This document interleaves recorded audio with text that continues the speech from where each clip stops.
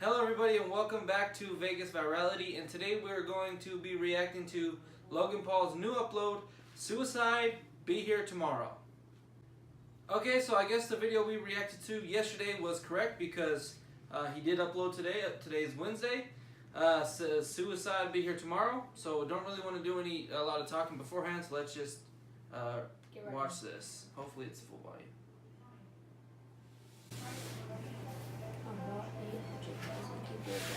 40 minutes. Dang. Crying like a baby.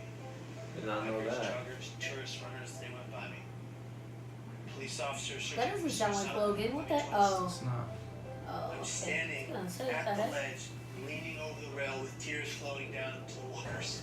And I thought to myself, absolutely nobody cares. That's And then the Logan. voice in my head said, jump now, and I did. This is also In the millisecond that my hands Yeah, cleared the rail, I've heard my that legs before. flew over it. It was an instant regret. The depression was wiped from my mind, and all I wanted to do was live, and I thought it's too late. Kevin Hines was 19 when he jumped off the Golden Gate Bridge. He is one of the Dang, many that's my age. that I've been grateful to meet over the past 3 weeks as I aim to further understand the complexity surrounding suicide. And I know I've made mistakes. Oh. I know I've let people down. But what happens when you're given an opportunity to help make a difference in the world? The backlash against the social media star, Very popular guy called Logan Paul, is in some hot He's water. a complete and utter insensitive Take idiot. a break from daily Even vlogging. he Dang. says his latest content was his biggest mistake. Apologize to the victim. See, he's owning up to it. It's time to learn from the past as they get better and grow as a human being. I'm here to have a hard conversation so that those who are suffering can have easier ones. So I've never been so humbled in my life by a single event. We were kind of shocked by it. I was shocked to discover just how big this is. You've never known anybody that killed themselves? No one. I haven't You know, either. it's nothing. Yeah, no. I guess fortunately for us, we've never have. True, It's the second leading cause of death. I know while I'm not able to solve the problem by myself, I want to be part of the solution. And that solution began across the country, New York City. Actually, yes, I did.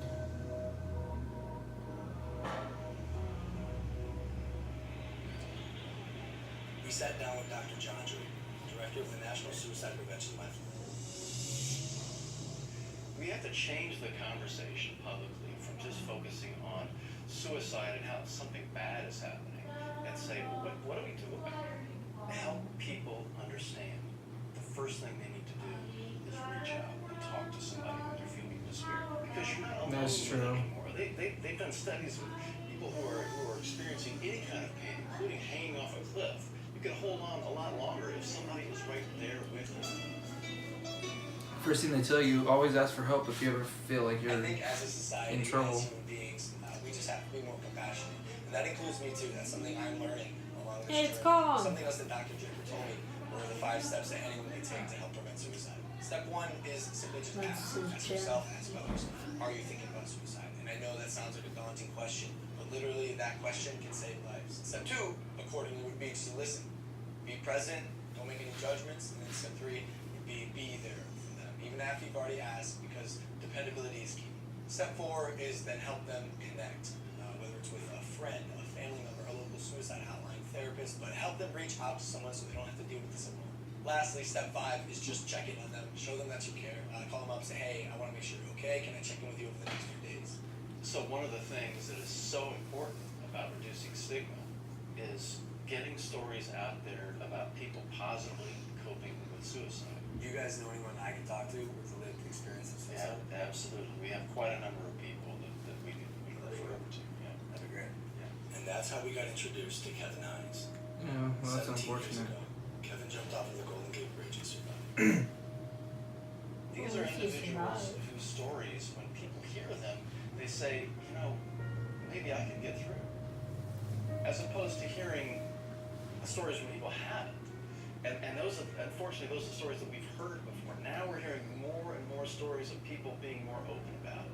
As I was saying before, Logan, for every one person that dies by suicide, there's 287 other people that think seriously about it but don't. Those are stories, again, that have not been told. If we told those stories of people who got through it as opposed to one who didn't, imagine what kind of influence that would have on people's behavior.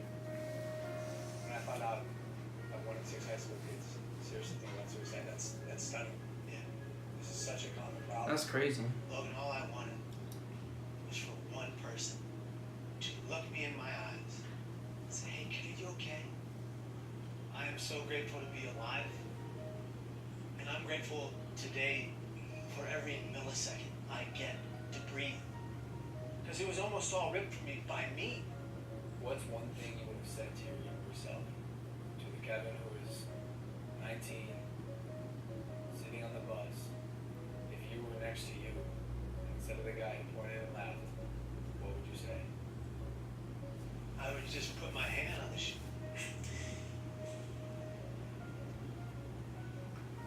I would just put my hand on my shoulder. And I would just say, I'm here for you. I got you. We need to be a society that comes together for every person in the community that's going through hell. And in order to do that, every person that's going through hell, whatever hell, has to be honest about their pain. And if they're going to be honest about their pain, we are going to collectively answer the call and be there for that individual. Because if you don't see beauty in the next person you meet, you're not looking hard enough. You're incredible, dude. This is an honor. It's an honor for me too, Will.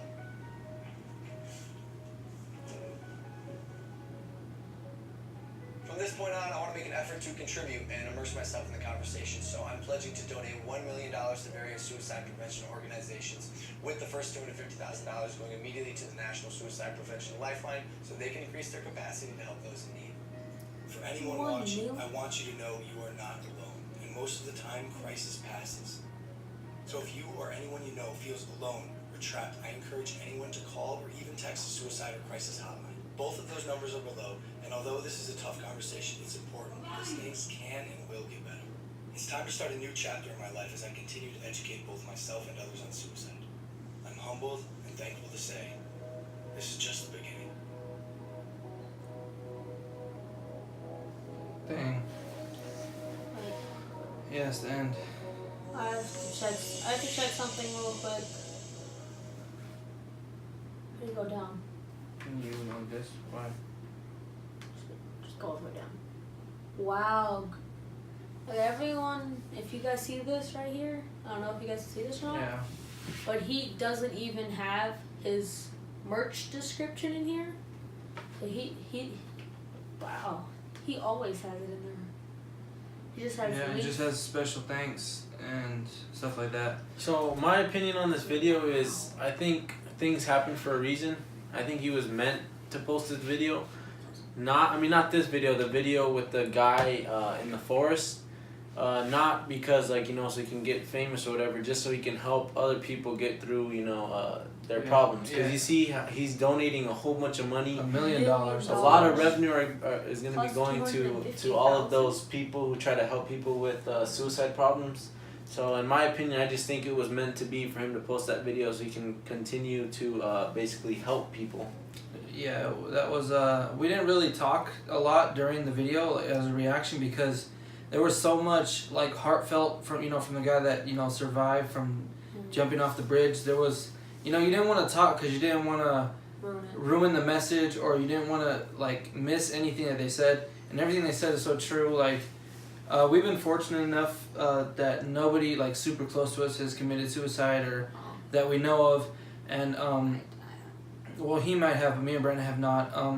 But it's a serious question, and if you ever really do feel you're alone, you're not alone. There's always somebody that'll help you. So I think Logan Paul did a great job with this video. He's going to now use his platform to educate his followers along with entertaining them. So I think he did a great job. What for me the really crazy thing is because, like, the person who did it that was close to me, like, I was friends with this girl back in, like, 3rd grade. We went to this parent-teacher conference. Her dad showed up with her, and then her dad seemed like so happy, so high energy, said that he was gonna get a job soon, and then the next day, like, we all found out that he hung himself and all of that, and it's just, can't believe how, like, they act so happy, but then, like, they're really I think that's what depressed. they usually say, like, the last moments, those are the things you need to watch out for. Mm-hmm. Like, if they're always saying bye and, saying I love you at every chance they get, you need to, like, watch out for those people. I think it was important that he did this because Even though, like I think Brandon said, you know, he was meant to post that video and have the backlash, so he, you know, took a step back. He analyzed the situation. He reached out to other people. Now he's using his platform to, you know, spread awareness for suicide, which is an admirable thing. Not to mention the $1 million. I think, and he wasn't shying away from the criticism. He put all the clips from the beginning. They were all like the harshest comments he was getting. Like the one lady said he was like a despicable human being or something like that. So it shows that he's owning up to what he did, and you know he's now, like you said, he's taking the next step in his career and his life, and he's gonna better himself. So I think that's good. My final thoughts is the thing that was funny is because like he's actually 22, but then in the news thing it said he's an idiot. This 21-year-old idiot. I think that's funny because he's actually 22, so that's funny. And second of all, in that airport thing that said that he was gonna be in, that thing when he was just sitting there all sad, that was actually when people caught him vlogging. So it's weird because like you could see it far away when people was doing it before, but then right there, like you just saw up close and personal. Yeah. So we want to know what your thoughts are on this video. Do you think Logan Paul has redeemed himself, or do you think that everybody who was mad at him should forgive him for what he did? Let us know in the comment section down below. And thank you so much for watching and tuning into our channel. We will see you next time. Bye.